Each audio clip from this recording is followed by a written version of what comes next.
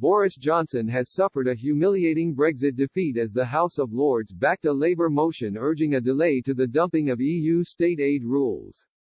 Peers backed the regret motion by 278 votes to 258 in a ballot in the upper chamber on Wednesday evening. The vote marks an embarrassing defeat for the government over a move to ditch EU state aid rules in the absence of an agreed new post-Brexit subsidy regime for the UK. The vote comes just 4 weeks from the end of the Brexit transition period. Ministers had argued with the ending of the period, Brussels would no longer have any jurisdiction in the UK and so makes no sense to leave these rules on our statute book. Fierce criticism in the Lords came about in response to a government regulation, which would see the UK from January 1 follow World Trade Organization (WTO) rules on subsidies and other international commitments agreed in free trade agreements, with the option to legislate for a homegrown system. The rumblings came after a Lords watchdog raised concerns over the plan to revoke the EU's rules on state aid.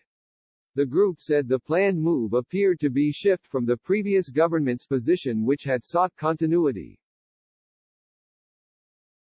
The Secondary Legislation Scrutiny Committee also questioned the use of a ministerial order, known as a statutory instrument, to introduce the changes in policy on such important issues rather than primary legislation. In a statement, the Lords Select Committee said, "We take the view that this is neither a welcome nor acceptable use of secondary legislation."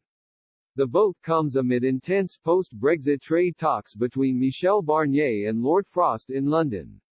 With just weeks to go until the Brexit transition period deadline, both sides are battling it out to secure a free trade deal.